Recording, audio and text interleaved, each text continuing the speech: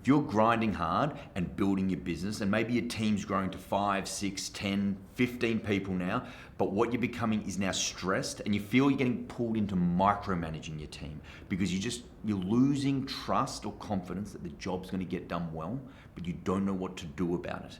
And so you're just becoming more stressed and you're pedaling and trying to juggle all these balls to keep everything together. I'm going to quickly run through how you can get on top of this and get clarity on what's happening. So, what we're going to talk about first is 2 exercises you can do in the next 5 minutes, and that will help you get clarity on where your investment opportunities are to grow with your people and also difficult decisions you should make and deal with. So now, this first matrix I want to show you here is on the left, we have capability, right? This is a person's capability to do their role, and then trust.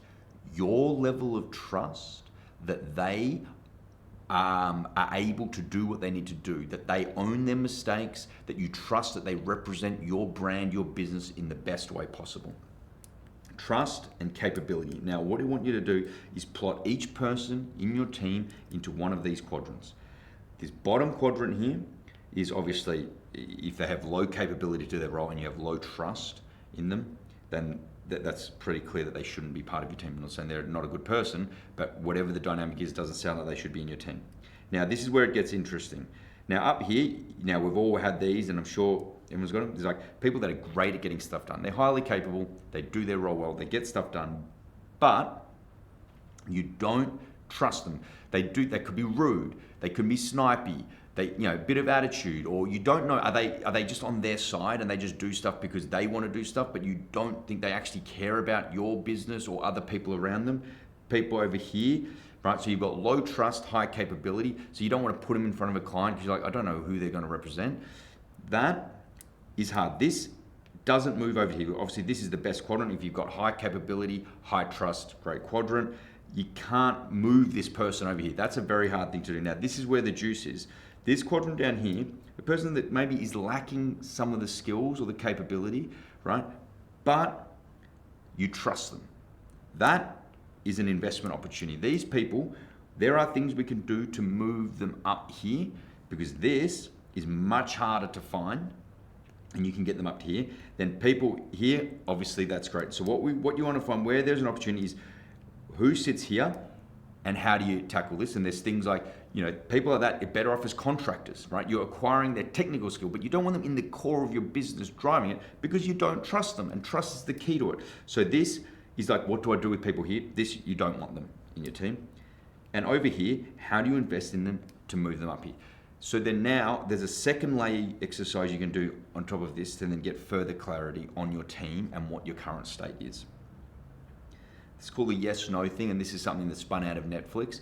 And essentially what you do, look through every single name in your team, right? And you ask yourself this one question. Knowing what you know now, would you hire them again? Yes or no? And you just go down this list of names and you go, yes, I would. Yes, I would.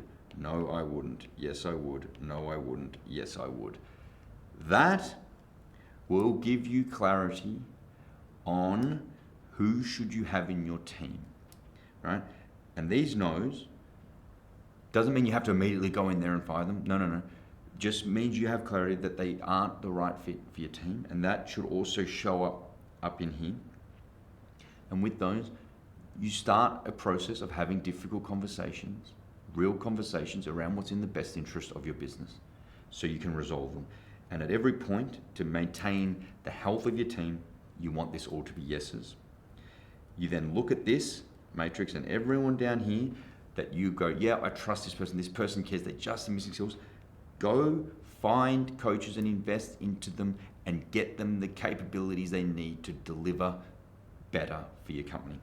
You do both of those things and you keep working on this, essentially like cleaning the state of your team and bring into alignment.